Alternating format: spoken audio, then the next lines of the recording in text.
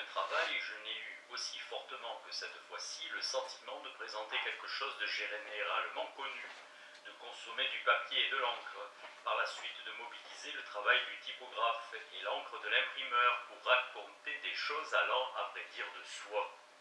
C'est pourquoi je ne laisserai pas échapper l'occasion, s'il peut sembler que reconnaître une pulsion d'agression particulière et autonome signifie une modification de la doctrine psychanalytique des pulsions.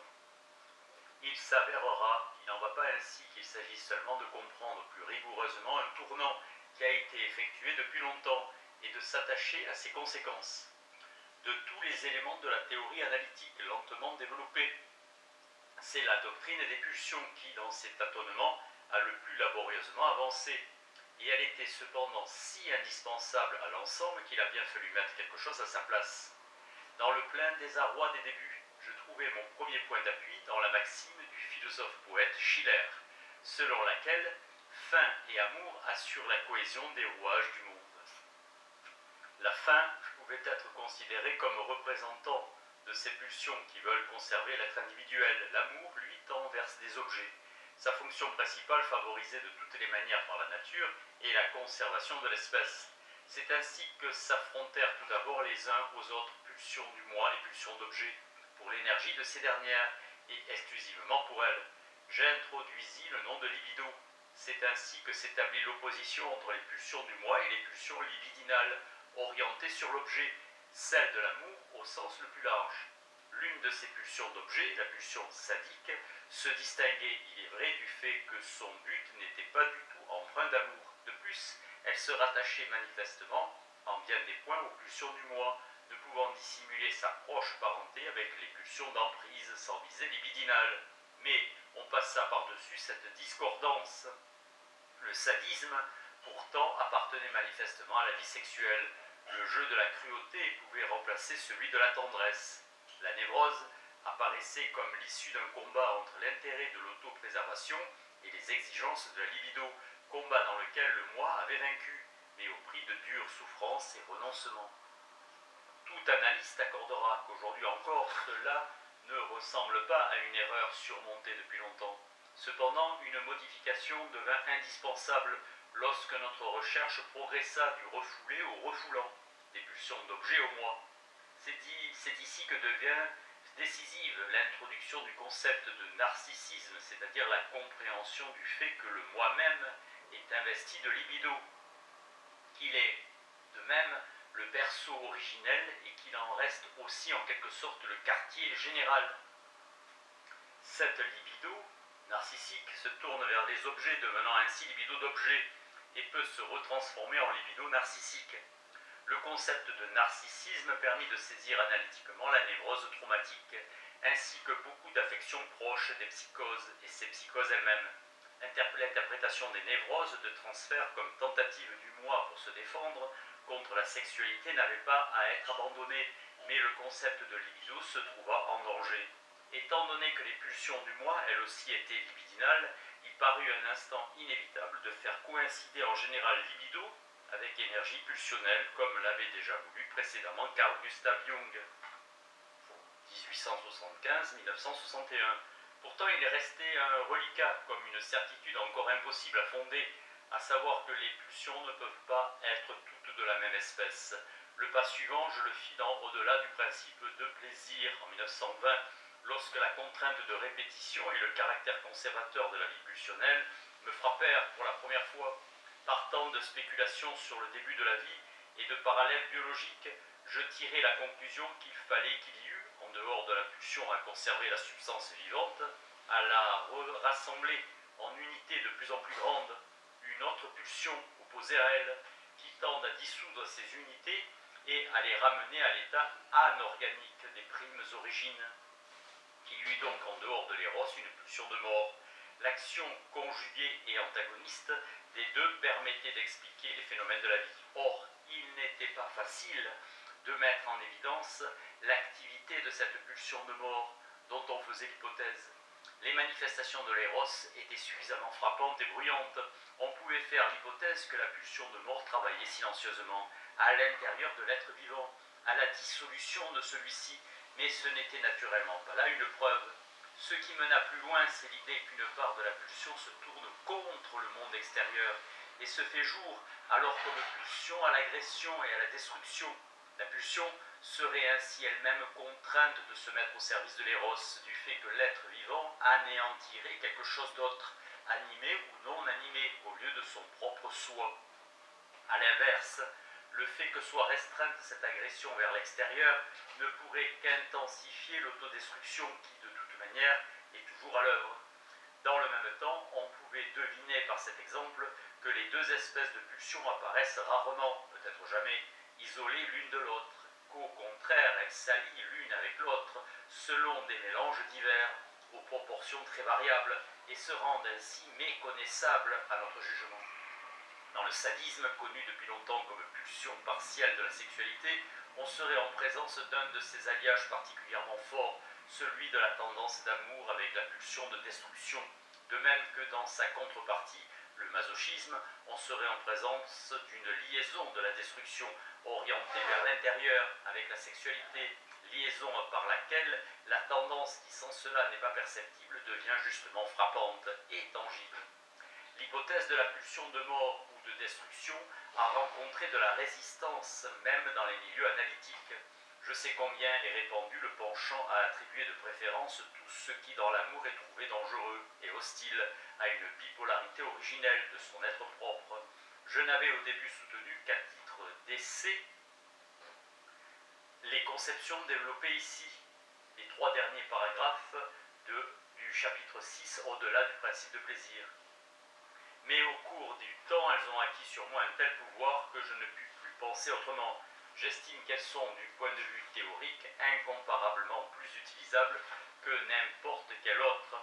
Elles instaurent cette simplification qui ne néglige ni ne viole les faits, à laquelle nous aspirons dans le travail scientifique. Je reconnais que nous avons toujours eu sous les yeux, dans le sadisme et le masochisme, les manifestations fortement alliées avec de l'érotisme, de la pulsion de destruction, orientée vers l'extérieur et vers l'intérieur, mais je ne comprends plus que nous ayons pu omettre de voir l'ubiquité de l'agression et de la destruction non érotique et négliger de lui accorder la place qui lui revient dans l'interprétation de la vie. Quant à la soif de destruction tournée vers l'intérieur, elle se dérobe la plupart du temps à la perception lorsqu'elle n'est pas teintée d'érotisme. Je me souviens de ma propre défense lorsque l'idée de la pulsion de destruction émergea pour la première fois dans la littérature psychanalytique, et combien de temps il me fallut pour y être réceptif. Que d'autres aient eu la même attitude de récusation, et là encore cela m'étonne moins, car ces pauvres petits, ils n'aiment pas entendre mentionner le penchant inné de l'homme au mal, à l'agression, à la destruction, et par là aussi à la cruauté. Dieu les a, en effet, créés à l'image de sa propre perfection. On ne veut pas s'entendre rappeler combien il est difficile, malgré les affirmations de Christian Science, de mettre en accord l'existence indéniable du mal avec sa toute-puissance ou sa toute-bonté. Le diable serait le meilleur expédient pour excuser Dieu. Il assumerait là le même rôle de délestage économique que le juif dans le monde de l'idéal à rien. Mais même alors, on peut cependant tout aussi bien demander compte à Dieu de l'existence du diable que de celle du mal qu'il incarne. Vu ces difficultés, chacun de nous sera bien avisé de faire là où il convient une profonde révérence devant la nature profondément morale de l'homme. Cela nous aide à gagner la faveur générale et on nous passera pour cela bien des choses. Quant au nom de libido, il peut de nouveau être utilisé pour les manifestations de force de l'éros, afin de les départager de l'énergie de la pulsion de mort. Il faut avouer que nous saisissons cette pulsion d'autant plus difficilement que d'une certaine manière nous ne la devinons derrière l'éros que comme un reliquat, et qu'elle se dérobe à nous là où elle n'est pas trahie par son alliage avec l'éros. C'est dans le sadisme où elle infléchit dans son sens le plus érotique, le but, son sens le but érotique, tout en satisfaisant pleinement la tendance sexuelle, que nous réussissons à comprendre le plus clairement son essence et sa relation à l'éros. Mais même là où elle survient sans visée sexuelle, y compris dans la rage de destruction la plus aveugle, on ne peut méconnaître que sa satisfaction est connectée à une jouissance narcissique extraordinairement élevée, du fait qu'elle fait voir au moi ces anciens souhaits de toute puissance accomplie. Modérée et domptée, en quelque sorte inhibée quant au but, la pulsion de destruction orientée sur les objets doit procurer au moi la satisfaction de ses besoins vitaux et la domination sur la nature. Comme l'hypothèse de cette pulsion repose essentiellement sur des raisons théoriques, on doit concéder qu'elle n'est pas pleinement à l'abri d'objections théoriques. Mais c'est ainsi que les choses nous apparaissent précisément aujourd'hui, en l'état actuel de nos vues. La recherche et la réflexion future apporteront à coup sûr la clarté décisive. Pour tout ce qui va suivre, j'adopterai donc le point de vue selon lequel le penchant à l'agression est une prédisposition pulsionnelle, originelle et autonome de l'homme. Et je reviendrai à l'idée que la culture trouve en elle son obstacle le plus fort. À tel moment, au cours de cette investigation, a pu s'imposer cette vue que la culture est un process particulier se déroulant à l'échelle de l'humanité, et nous restons toujours sous l'empire de cette idée. Nous ajouterons qu'elle est un process au service de l'éros, process qui veut regrouper des individus humains, isolés, plus tard des familles, puis des tribus, des peuples, des nations, en une grande unité, l'humanité. Pourquoi faut-il que cela arrive? Nous ne le savons pas. Disons que c'est précisément l'œuvre de l'éros. Ces foules humaines doivent être liées libidinalement les unes aux autres. La seule nécessité, les avantages d'une communauté de travail n'assureront pas leur cohésion. Mais à ce programme de la culture s'oppose la pulsion d'agression naturelle des hommes, l'hostilité d'un seul contre tous et de tous contre un seul. Cette pulsion d'agression est le rejeton et le représentant principal de la pulsion de mort que nous avons trouvée à côté de l'éros, se partageant avec lui la domination du monde. Et voilà que, selon moi, le sens du développement de la culture n'a plus pour nous d'obscurité. Ce développement ne peut que nous montrer le combat entre éros et mort, pulsion de vie et pulsion de destruction, tel qu'il se déroule au niveau de l'espèce humaine. Ce combat est le contenu essentiel de la vie en général, et c'est pourquoi le développement de la culture doit être, sans plus de détours, qualifié de combat vital de l'espèce humaine. Et c'est cette dispute de géants que nos bonnes enfants veulent apaiser avec le dodo, l'enfant d'eau venu du ciel. Pourquoi ces êtres qui nous sont apparentés, les animaux, n'offrent-ils pas le spectacle d'un tel combat pour la culture? Hélas, nous ne le savons pas. Quelques-uns d'entre eux, les abeilles, les fourmis, les termites, ont très vraisemblablement lutté pendant des millénaires jusqu'à ce qu'ils aient trouvé ces institutions étatiques, cette répartition des fonctions, cette restriction des individualités que nous admirons aujourd'hui chez eux. Il est caractéristique de notre état présent que, à écouter notre sens intime, nous nous estimerions heureux dans aucun de ces états animaux et dans aucun des rôles impartis chez eux à l'individu. Chez d'autres espèces animales, il se peut qu'on soit arrivé à un équilibre temporaire entre les influences du monde environnant et les pulsions se combattant dans ces espèces, et de ce fait à un arrêt du développement. Chez l'homme originaire, il se peut qu'une nouvelle avancée de la libido ait attisé une rébellion renouvelée de la pulsion de destruction. Que de questions se posent ici pour lesquelles il n'y a pas encore de réponse. Une autre question nous touche de plus près. De quels moyens la culture se sert-elle pour inhiber, rendre inoffensive, peut-être mettre hors circuit l'agression qui s'oppose à elle? Nous avons déjà appris à connaître quelques-unes de ces méthodes, mais pas encore celle qui apparemment est la plus importante. Nous pouvons l'étudier sur l'histoire du développement de l'individu. Que se passe-t-il chez lui pour rendre inoffensif son plaisir-désir d'agression? Quelque chose de très remarquable que nous n'aurions pas deviné et qui cependant est à portée de la main. L'agression est introjection intériorisée, mais à vrai dire renvoyée là d'où elle est venue, donc retournée sur le moi propre. Là, elle est prise en charge par une partie du moi qui s'oppose au reste du moi comme surmoi et qui, comme conscience morale, exerce alors contre le moi cette même sévère propension à l'agression que le moi aurait volontiers satisfaite sur d'autres individus étrangers. La tension entre le surmoi sévère et le moi qui lui est soumis, nous l'appelons conscience de culpabilité. Elle se manifeste comme besoin de punition. La culture maîtrise donc le dangereux plaisir-désir d'agression de l'individu en affaiblissant ce dernier, en le désarmant et en le faisant surveiller par une instance située à l'intérieur de lui-même, comme par une garnison occupant une ville conquise. Sur l'apparition du sentiment de culpabilité, l'analyste pense autrement que ne font d'ordinaire les psychologues. Pour lui non plus, il ne sera pas aisé d'en rendre compte. Tout d'abord, si l'on demande comment quelqu'un en vient à avoir un sentiment de culpabilité, on reçoit une réponse qu'on ne peut contredire. On se sent coupable, et les gens pieux disent pécheur, quand on a fait quelque chose que l'on reconnaît être mal. Puis on remarque que cette réponse n'apporte pas grand-chose.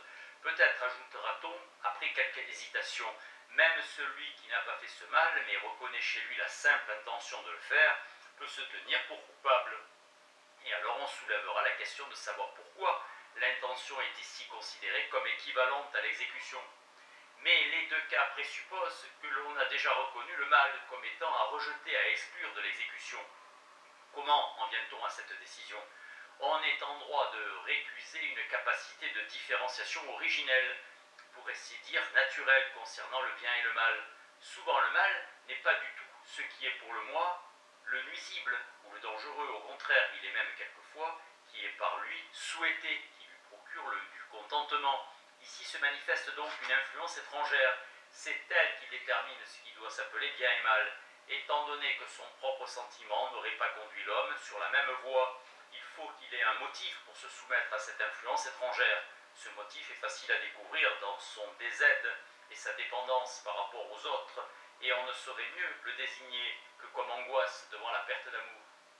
S'il perd l'amour de l'autre, dont il est dépendant, il vient aussi à manquer de la protection contre toutes sortes de dangers, s'exposant avant tout au danger de voir cet autre surpuissant lui démontrer sa supériorité sous forme de punition. Le mal est donc au début ce pourquoi on est menacé de perte d'amour. C'est par l'angoisse devant cette perte qu'il faut éviter le mal. Ainsi donc, il importe peu que l'on ait déjà fait le mal ou que l'on veuille seulement le faire. Dans les deux cas, le danger ne survient que lorsque l'autorité découvre la chose, et dans les deux cas, elle se comporterait de la même façon. On appelle cet état mauvaise conscience, mais à vrai dire, il ne mérite pas ce nom, car à ce stade de conscience de culpabilité n'est manifestement qu'angoisse devant la perte d'amour, angoisse sociale. Chez le petit enfant, elle ne peut jamais être quelque chose d'autre. Mais même chez beaucoup d'adultes, le changement se limite à ceci, que la communauté plus vaste des hommes vient en lieu et place du père ou des deux parents. Aussi se permettent-ils régulièrement de commettre le mal qui leur promet des agréments, pour peu qu'ils soient sûrs que l'autorité n'en apprendra rien ou ne pourra rien leur faire, et ils n'ont d'angoisse que celle d'être découverts. C'est avec cet état que la société contemporaine doit généralement compter. Un grand changement n'intervient que lorsque l'autorité est intériorisée par l'érection d'un surmoi. Par là, les phénomènes de conscience morale sont haussés à un nouveau stade. Au fond, c'est seulement maintenant qu'on devrait parler de conscience morale et de sentiment de culpabilité.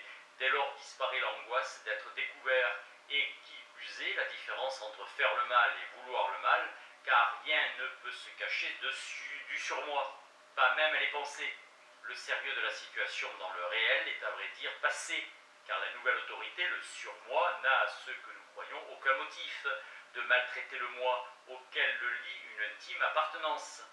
Mais l'influence de la Genèse, influence qui permet à ce qui est passé et surmonté de continuer à vivre, se manifeste en ceci que ces choses sont restées au fond telles qu'elles étaient au début.